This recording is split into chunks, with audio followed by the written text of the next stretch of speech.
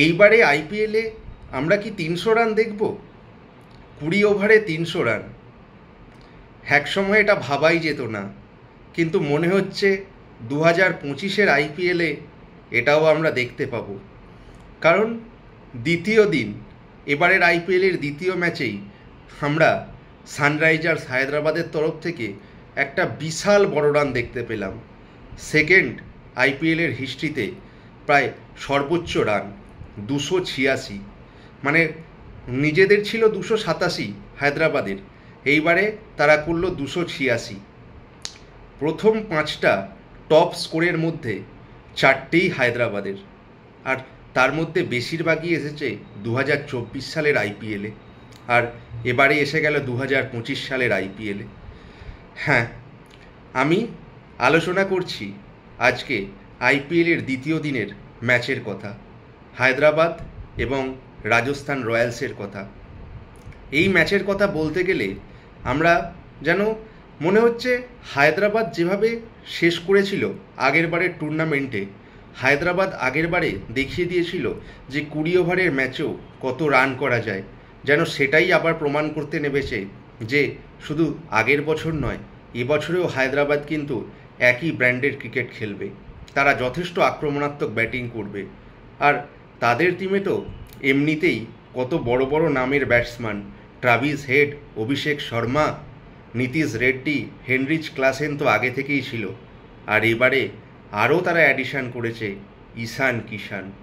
আসছি এই প্লেয়ারটার কথা তো বলবই, তার আগে প্রথমেই বলতে হবে হায়দ্রাবাদ আর রাজস্থানের ম্যাচে রাজস্থানের যে নতুন অধিনায়ক সঞ্জু স্যামসন তো ছিল না, সাবস্টিটিউট প্লেয়ার হিসাবে পরে এসেছিল। রিয়ান পরাগ মনে হয় টসে জিতে প্রথমেই একটা ভুল সিদ্ধান্ত নিয়েছিল, কারণ অপোনেন্ট হায়দ্রাবাদের স্ট্রেংথ হচ্ছে প্রথমে ব্যাটিং করে বড় রান করা, আর সেই ভুলেরই মাসুল দিতে হলো রাজস্থানকে। হায়দ্রাবাদ প্রথমে ব্যাট নিয়ে একটা বিশাল বড় স্কোর করলো। প্রত্যেকটা batsman, Abhishek Sharma, Travis head তো আক্রমণাত্মক শুরু করলো, আর তারপরে হয়তো রাজস্থান ভেবেছিল এই দুজনকে আউট করে দেওয়ার পরে হয়তো হেনরিচ ক্লাসেনের জন্য তারা প্রিপারেশান নিয়েছিল, কিন্তু মাঝপথে এসে যায় ভারতের এক অবাধ্য ছেলে। অবাধ্য ছেলে কেন বলছি? কারণ তাকে এবারে ভারত, ইন্ডিয়া, বিসিসিআই কোনো সেন্ট্রাল কন্ট্রাক্টই দেয়নি, আর ঈশান কিষান নেবে প্রথম ম্যাচেই বুঝিয়ে দিল কোন জাতের প্লেয়ার, কোন কোয়ালিটির প্লেয়ার। আক্রমণাত্মক 100 রান। তারপরে নীতিশ রেড্ডি আর হেনরিচ ক্লাসেনের কথা কি বলবো, তিনি তো বিশ্বের টি20 মধ্যে সবথেকে আক্রমণাত্মক ব্যাটসম্যান, আর তাদের ব্যাটিংয়ের ওপর ভর করে 286 রান করলো।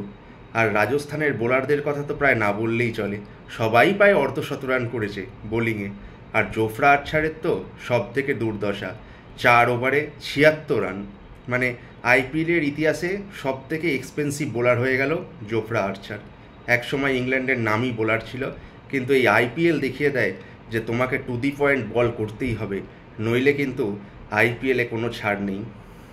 যদিও জবাবে রাজস্থান ভালোই শুরু করেছিল, এত রান যখন বোর্ডে এসে যায় তখন যে কোনো অপোনেন্ট খুব চাপে পড়ে যায়। তবুও রাজস্থান রয়্যালসের তরফ থেকে সঞ্জু স্যামসন, ধ্রুব জুরেল, সিমরন হেটমায়ার যথেষ্ট চেষ্টা করেছিল। 286 জবাবে 242 রান করে তাদের ইনিংস শেষ হয়েছিল, মানে 20 ওভার শেষ হয়ে গিয়েছিল, আরও কিছু উইকেট ছিল। যাই হোক, রাজস্থান তো প্রথম ম্যাচ হেরে গেল, আর সানরাইজার্স প্রথম ম্যাচ জয় দিয়ে শুরু করলো। আগেরবারে তারা চ্যাম্পিয়ন হতে পারেনি, ফাইনালে তাদের দৌড় থেমে গিয়েছিল, কিন্তু এবারে দেখে মনে হচ্ছে সানরাইজার্স হায়দ্রাবাদ সত্যি যথেষ্ট শক্তিশালী। তাদের বোলিং লাইন আপেও অনেকগুলো অ্যাডিশন হয়েছে, মোহাম্মদ সামি, হর্ষল প্যাটেল খুব খুব ভালো বল করছে। যাই হোক, প্রথম ম্যাচটা তো জিতে গেল হায়দ্রাবাদ, শুরু করলো নিজেদের পয়েন্ট তালিকায়। আর কালকে তো ডবল হেডার ছিল, তাই দ্বিতীয় ম্যাচের কথাও বলতে হবে। দ্বিতীয় ম্যাচটা তো প্রায় আমরা সকলেই অপেক্ষা করেছিলাম, আর্চ রাইভাল মুম্বাই আর চেন্নাইয়ের মধ্যে। এই ম্যাচের জন্য তো আপামর ভারতবাসী কেন, বিশ্ব অপেক্ষা করে থাকে। কার জন্য বলুন তো? হ্যাঁ, সেই আমাদের সকলের নয়নের মণি রোহিত শর্মা তো আছেই, তার সঙ্গে যে মহেন্দ্র সিং ধোনি, তাকে যে বছরে এই একটা সময়ই দেখা যায় ক্রিকেট খেলতে। সত্যি আজও মহেন্দ্র সিং ধোনির প্রতি যে ভারতীয় দর্শকদের ভালোবাসা, তা মহেন্দ্র সিং ধোনি খেলতে নামলেই বোঝা যায়। আর ম্যাচটা ছিল চেন্নাইয়ের দুর্গে, চিপক স্টেডিয়ামে।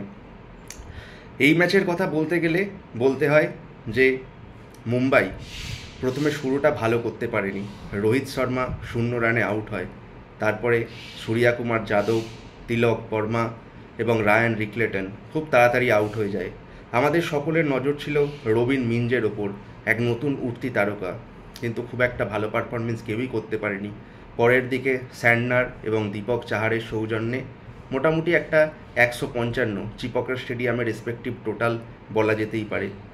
কিন্তু যখন সেই রানের জবাবে চেন্নাই ব্যাট করতে নামে, তখন আজকের দিনে অত্যন্ত বুদ্ধিদীপ্ত এবং আইসিসির মানে অন্যতম সেরা ব্যাটসম্যান রচিন রবীন্দ্র একটা অসাধারণ ইনিংস খেলল, দেখিয়ে দিল যে কেন তাকে বর্তমান সময়ে একজন বেস্ট ব্যাটসম্যান বলা হয়।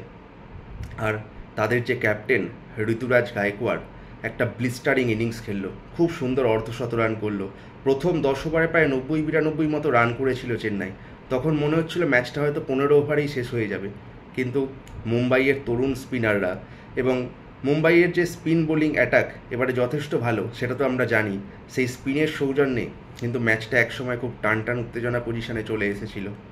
আর একটা কথা বলতে হবে, যখন রবীন্দ্র জাদেজা আউট হলো, হয়তো রবীন্দ্র জাদেজা নিজেও বলেছে যে চেন্নাইয়ের হয়ে যখন খেলে, তখন যখন রবীন্দ্র জাদেজা আউট হয়, তখন দর্শকরা এত আনন্দ পায় যে রবীন্দ্র জাদেজা নিজেই ভাবে আমি কোন টিমের হয়ে খেলছি।